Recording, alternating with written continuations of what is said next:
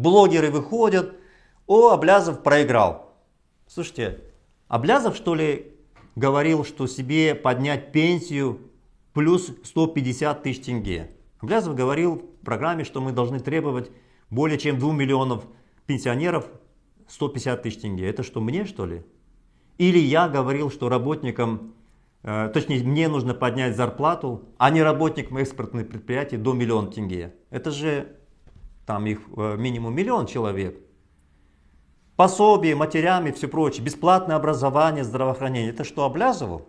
Если люди не вышли на митинг, это не Аблязов проиграл, это народ проиграл. Это пенсионеры проиграли, которые не получили свои 150 тысяч тенге дополнительно. Вы не получили увеличенную заработную плату и так далее. Разве я для себя это требовал? Что тут радоваться? Ну просто дураки люди еще. Ладно, эти блогеры им заплатили, все понятно. Но немало было дураков, которые радовались. А, Аблязов, у тебя ничего не получилось. Что не получилось? Не получилось, чтобы тебе стало лучше жить? То есть, ну понимаете, уровень сознание людей, насколько вообще дно, что называется. Вот. Поэтому я, уважаемые друзья, это вам показываю, что режим напуган, пропаганда, гигантские деньги брошены на то, чтобы вам все смешать, чтобы ваши мозги не работали в правильном направлении. Что мы должны делать? Агитация. До тех пор, пока сознание людей не изменится массово, нам будет трудно добиться успеха. Вчера мне одна женщина в комментариях из Кызылорды написала: а в Кызылорде, я, говорит, не знаю, говорит, никаких перемен нет, народ на митинги не выходит. Когда будут перемены? То есть все хотят перемен, но при этом хотят, чтобы они сами по себе произошли. Же так не бывает. У нас сейчас создано 510 ячеек. Мне говорят, где ваши ячейки? Еще раз, если каждый из вас не будет создавать ячейки, нам нужно 4000 ячеек. Перемен не будет. Все сейчас упирается в наш народ. Не Мухтара Аблязова, в наш народ. Мне говорят, вот вы там неэффективные вещи предлагаете. А что неэффективно? Предложите вы. Эффективность заключается в том, что сам народ должен в этом участвовать. Принимать решения, создавать ячейки, выходить на митинги, требовать. А что мы получаем? Сегодня я видел женщины в Атрау, где-то человек 30 вышли с плакатами, жалобами, что у них нет жилья, там, жалобами на трудности. А где вы были 25 октября? Это что делает режим? Вы выскакиваете мелкими группами в разные дни, когда можно вывести 1000 людей. Вы же видели, как в Хантар десятки тысяч людей вышли, правительство ушло в отставку, Назарбаев сказал, он пенсионер. Все перепугались, родственники Назарбаева срочно улетели из страны. Это же вот так же делается. А вы хотите что? Там 10 человек, здесь 2 человека, один с плакатиком. И перемен добиться не добьетесь. Ни себе, ни для страны перемен не будет. Вот. Поэтому я показываю, что режим боится нашего объединения.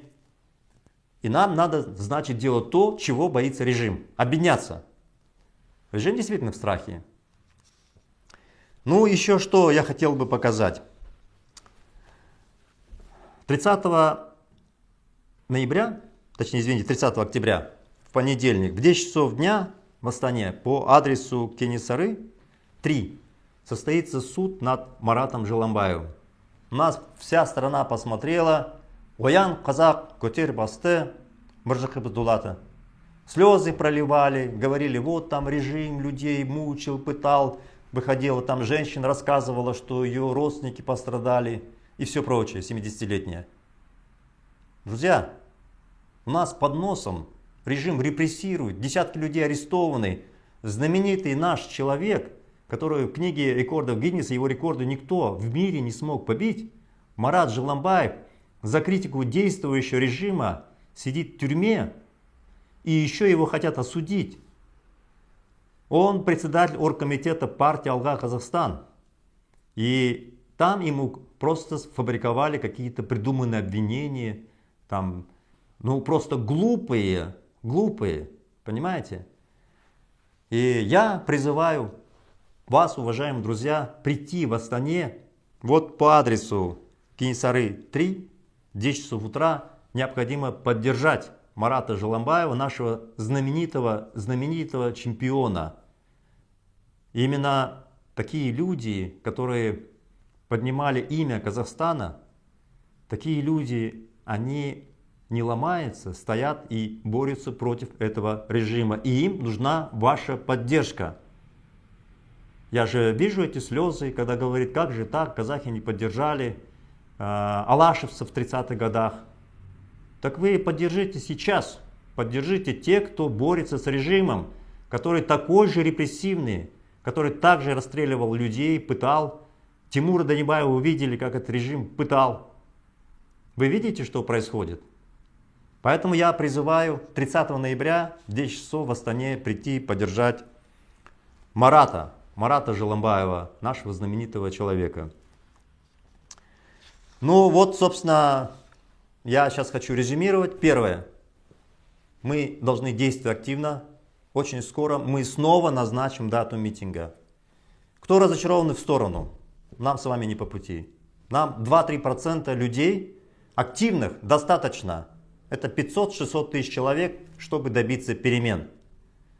2-3%. И мы будем их искать, будем находить, будем давить на этот режим, оказывать различные способы давления, будем организовывать людей, создавать ячейки, будем бороться. Здесь режим будет нападать на меня, я здесь буду защищаться. В этой связи я обращаюсь к вам за финансовой поддержкой. Мне чрезвычайно трудно. Сегодня один кто-то написал, как это можно организовывать борьбу внутри страны и еще здесь в судах. Как это возможно? Возможно. Я это делаю уже многие годы. Вот. Просто сейчас у меня ресурсов нет прямо. Мне стало сложнее. А так бы я нанял огромную команду, которую построили телевидение, организовали различные проекты, социальные сети. Я бы организовал сейчас очень много людей, которые работали бы по организации, по формированию новых ячеек. Мы все это делаем маленькой группой людей. Наш всего лишь там несколько десятков человек в штабе работают постоянно. И они в основном волонтеры. Поэтому, уважаемые друзья, в судах я борюсь так, при вашей поддержке. В Казахстане мы будем организовывать митинги, будем наращивать количество ячеек. И еще раз хочу повторить, если мы будем говорить, что давайте не будем проводить митинги, то создадим сначала 5000 ячеек или 4000 ячеек. Это так не работает. Если мы пассивные и говорим создавать ячейки, ячейки не создаются. Мы назначаем дату митинга, мы людей мотивируем, у нас ячейки растут. Сейчас их 510. До объявления митингов их было менее 400. То есть прирост произошел.